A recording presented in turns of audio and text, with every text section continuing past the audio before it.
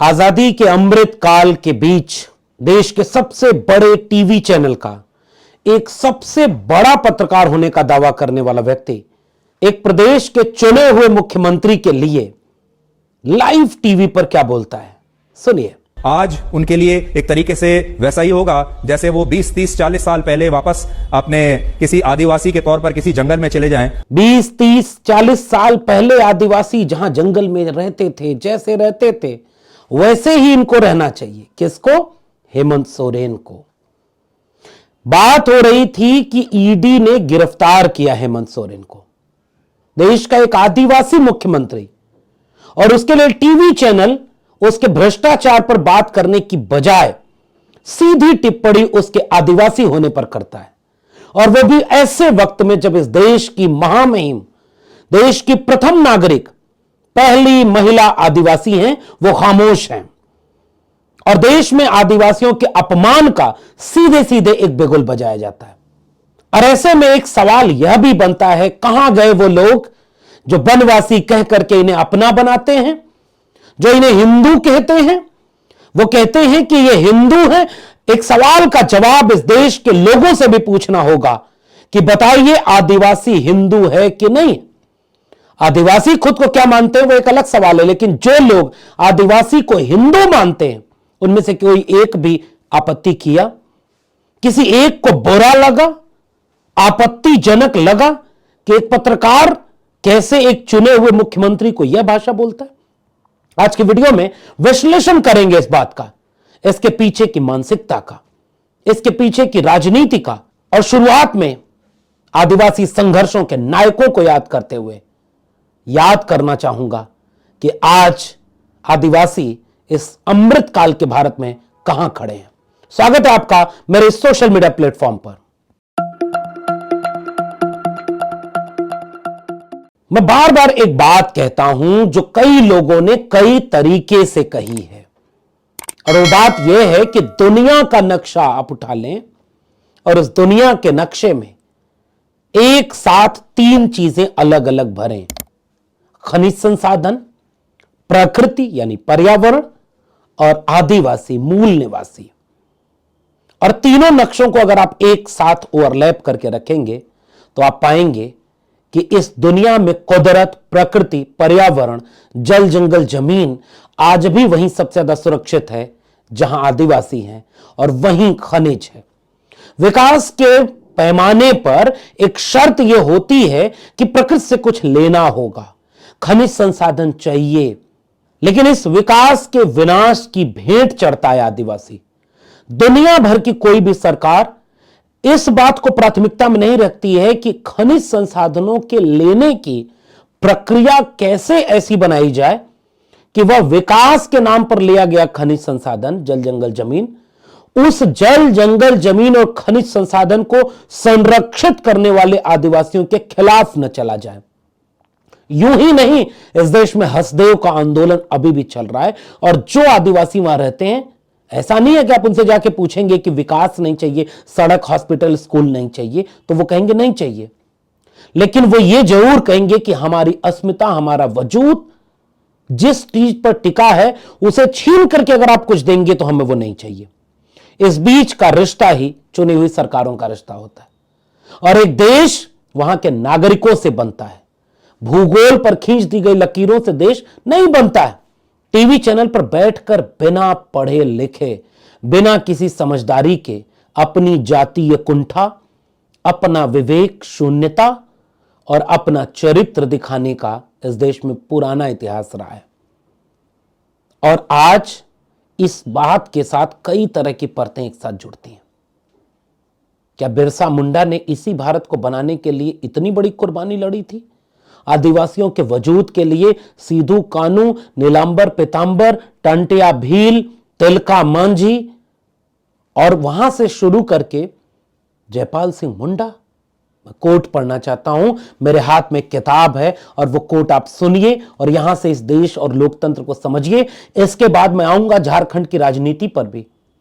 इस देश में हिंदू के नाम पर, राम के नाम पर जो हो रहा है वो इस देश के नागरिक देख रहे हैं, लेकिन जो नहीं देख रहे हैं वो दिखाना हमारी जिम्मेदारी है। और लोकतंत्र की हत्या कैसे होती है कैसे क्या क्या होता है, आपको यह बात सुन। आपने यह वीडियो देखी कि नहीं?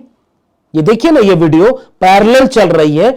एक व्यक्ति जो पीठासीन अधिकारी है चंडीगढ़ के मेयर के चुनाव का, विपक्षी दलों का गठबंधन यानी कांग्रेस और आम आदमी पार्टी के पास 20 वोट थे, बीजेपी के पास 16 वोट था। 8 वोट कैंसिल हो गया क्योंकि 2 जगह टिक मार्क हो गया।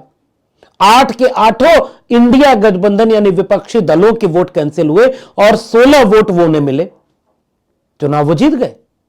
खुलेआम टीवी कैमरा में यह बात आई आज की तारीख में।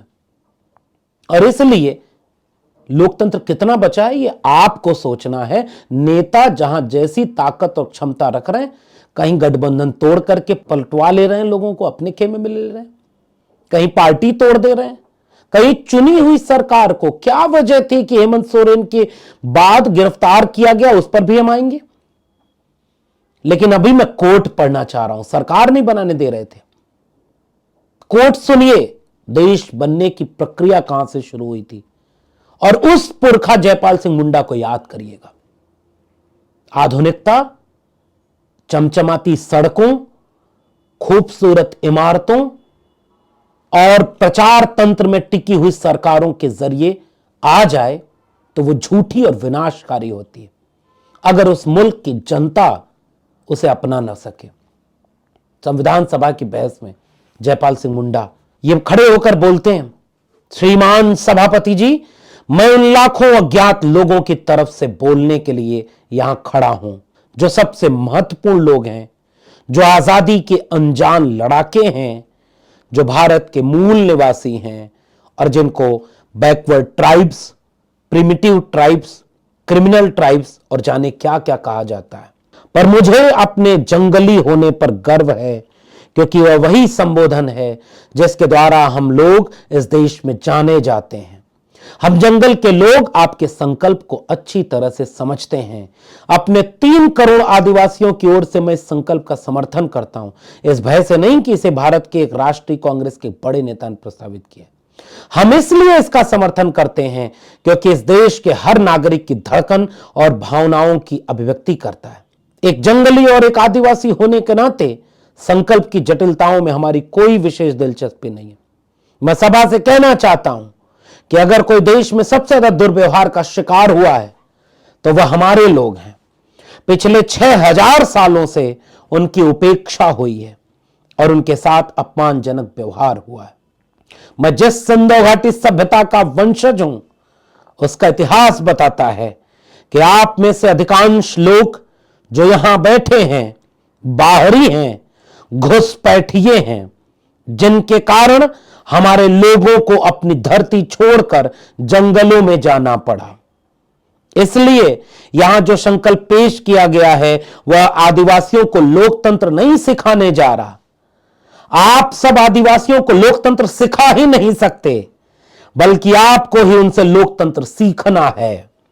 आदिवासी पृथ्वी पर सबसे अधिक लोकतांत्रिक लोग हैं और आज अमृत काल के भारत में टीवी चैनल पर बैठा हुआ एक पत्रकार नाम का व्यक्ति, पत्रकार के लिबास में बैठा हुआ एक व्यक्ति चुने हुए मुख्यमंत्री के लिए यह भाषा इस्तेमाल करे, इससे एक साथ कई परतें खुलती हैं। हिंदू होने की पोल खुलती है।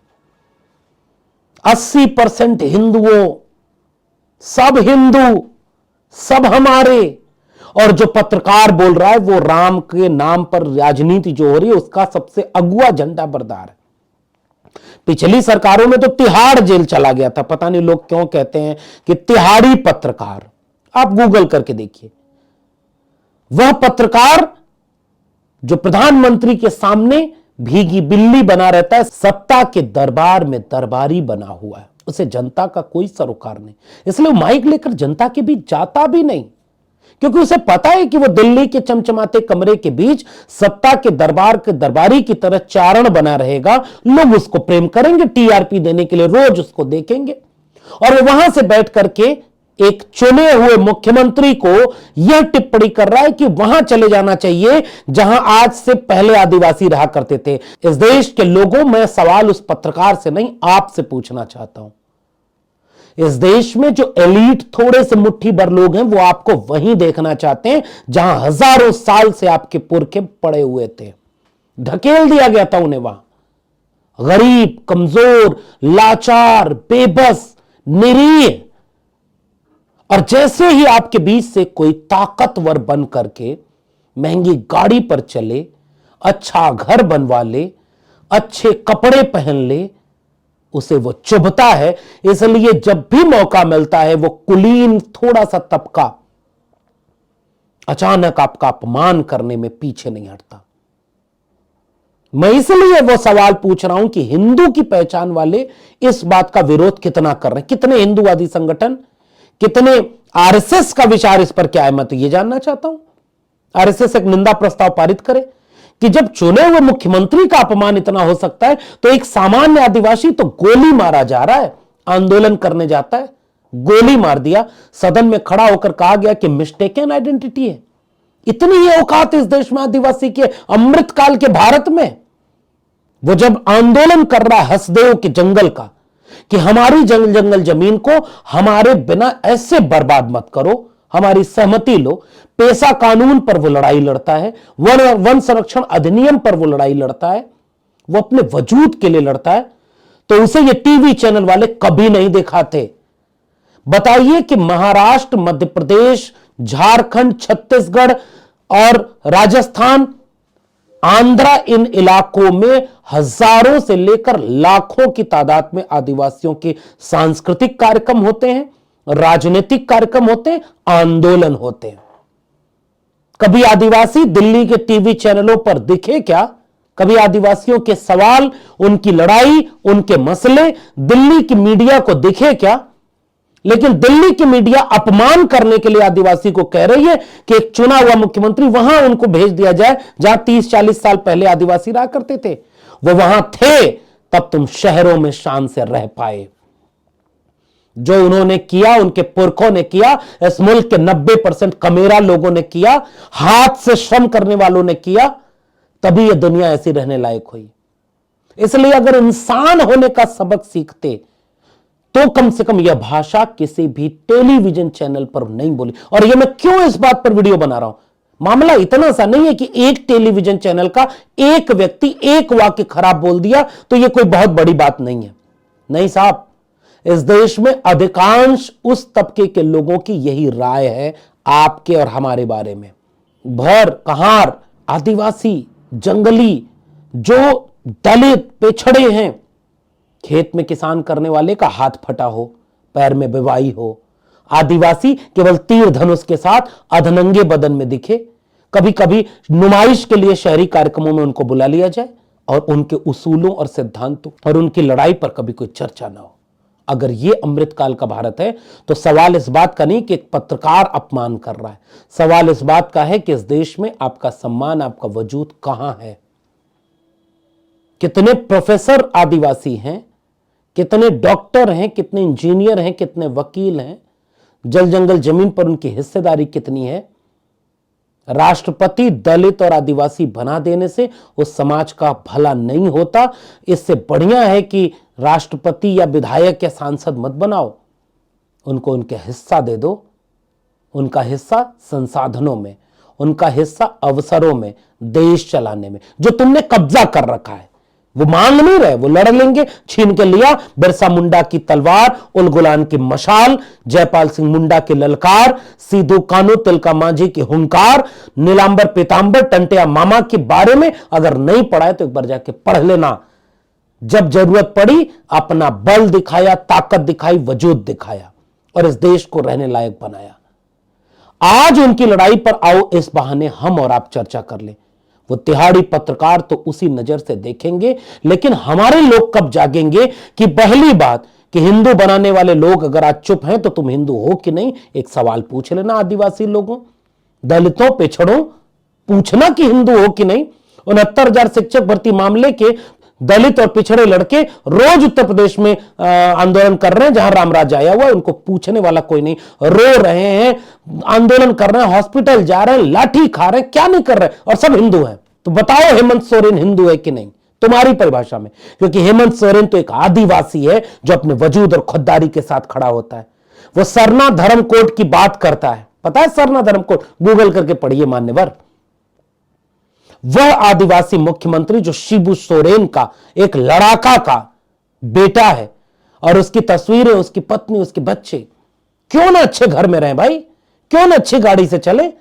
एक व्यक्ति के लिए सूट 10 लाख का बनेगा, चश्मा 1.5 लाख का पहनेगा, 8,000 करोड़ के जहाज पर चलेगा, सब कुछ ऐसा बना देगा, और उसको टीवी चैनल वाले कहेंगे वो फकीर है।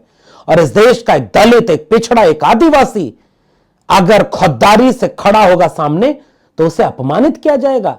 यह अपमान तेजस्वी यादव का, अखिलेश यादव का, लालू यादव का, रामविलास पासवान का, नीतीश कुमार का। नीतीश कुमार ने तो खुद ही अपना अपमान करा लिया इतना, और आज हेमंत सोरेन का नहीं हो रहा है। तो यह सवाल हमारे और आपके विषय का, चिंता का है। अमृतकाल के आदिवासी कहां है, उसकी लड़ाई कहां है? नई सरकार को शपथ दिलाने में इतनी देर क्यों हुई? सरकार गिराना नहीं चाह रहे थे? कितना इस पत्रकार ने उस पर चर्चा की, लेकिन उस पत्रकार की आंख में चुभ गया हेमंत सोरेन। उसकी गाड़ी पर चलना, उसे अच्छे कपड़े में पहनना, और हेमंत सोरेन करें कि सारा मामला झूठा है, दस्तावेज तो दे नहीं पाए, केवल गिरफ्तार करना है ताकि हम चुनाव में लड़ पाए। एक अकेला सब पर भारी, राम राज्य आ गया है तो भाई अकेले लड़ लेते, चुनाव लड़ो ना। ये पीछे से वार क्यों कर रहे? इस बात को समझिए। इस बात को समझना इसलिए जरूरी है क्योंकि यह इस देश की सबसे बड़ी चुनौती है। और ये जो वंचित शोषित जमात है ना, इसकी पूरी लड़ाई स्वाभिमान और सम्मान की है। ईवी रामास्वामी नायकर ने स्वाभिमान आंदोलन चलाया, self dignity movement. Jyotiba Phule ने आत्मसम्मान आंदोलन चलाया। जयपाल सिंह मुंडा अपनी पहचान को लेकर इतने कमिटेड हैं कि वो कहते हैं कि हमें जंगली होने पर नाज है, हम सैंधव घाटी सभ्यता के वारिस हैं, हमें लोकतंत्र आप मत सिखाओ। और बाबा साहब डॉक्टर भीमराव अंबेडकर कपड़ा उतार करके नहीं, सूट बूट पहन करके अपने लोगों को यह कॉन्फिडेंस देने की बात किए कि जब अपने लोगों के बीच जाओ तो कहो कि ये नंगे बदन रहना तुम्हारी किस्मत नहीं, तुम्हारा हक छीना गया इसलिए तुम ऐसे हो। अपने लोगों को कॉन्फिडेंस देने के लिए यह एक आंदोलन और प्रतिरोध का विकल्प था। जब बाबा साहब डॉक्टर अंबेडकर एकदम सूट बूट टाई में रहते थे, यह प्रतिरोध था उनका, और अपने लोगों के भीतर एक कॉन्फिडेंस देने की बात थी। नहीं पचता उन लोगों को जो चाहते हैं कि इस देश के दलित, पिछड़े, आदिवासी भूखे, नंगे, बदहाल, कमजोर, लाचार, बेबस नजर आए ताकि वो ताकतवर रहे मुट्ठी भर। मगर एक बात याद रखना, लोकतंत्र की चक्की बड़ा बारीक पीसती है। बदल लो समय रहते, वरना अब इस देश के आदिवासी, दलित, पिछड़े आंख में आंख डाल करके सबक सिखाएंगे। बदला नहीं लेंगे, बराबरी का सबक सिखाएंगे, क्योंकि वो इस मुल्क के आईन, संविधान और इंसानियत को मानते हैं। आपका क्या मानना है इस पूरी बातचीत पर नीचे कमेंट बॉक्स में जरूर बताइएगा। फिर मिलते हैं किसी और वीडियो के साथ, तब तक के लिए बहुत बहुत धन्यवाद।